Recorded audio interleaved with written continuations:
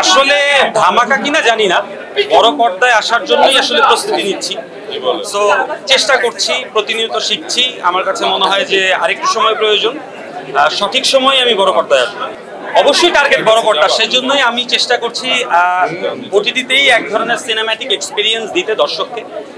যারা আসলে ঘরে বসে ওটিটিতে, মোবাইলে বা টিভিতে আমার ফিল্মটা দেখবে, তারা যাতে এক ধরনের সিনেম্যাটিক এক্সপিরিয়েন্স পায় এবং তারা যাতে এই আইডিয়াটা করে যে আমি যখন বড় পর্দায় কাজ করব তখন তারা কেউ ঠকবে না। এটা ডিরেক্টর জানে, এটা ব্যাচেলর পয়েন্টের ডিরেক্টর হচ্ছে অমি ভাই। ব্যাচেলর পয়েন্টের শুরু থেকে শেষ পুরোটা ভাবনা হচ্ছে অমি ভাইয়ের। আসলে এটা অমি ভাই ডিসাইড করবে এবং অমি ভাই সিদ্ধান্ত নেবে, বা কিংবা অমি ভাই আপনাদেরকে জানাবে কবে তিনি ব্যাচেলর পয়েন্ট নিয়ে আসবেন। আমরা অপেক্ষা করতেছি আপনাদের মতো। দেখেন, হিরোর চেয়ে ইম্পর্টেন্ট হচ্ছে ও কোন চরিত্রটা প্লে করছে, সেটা আসলে অডিয়েন্স রিসিভ করছে কিনা। আমার কাছে মনে হয় যে পলাশ একজন অভিনেতা, ওর অভিনেতাই থাকা উচিত, ও অভিনেতাই হোক।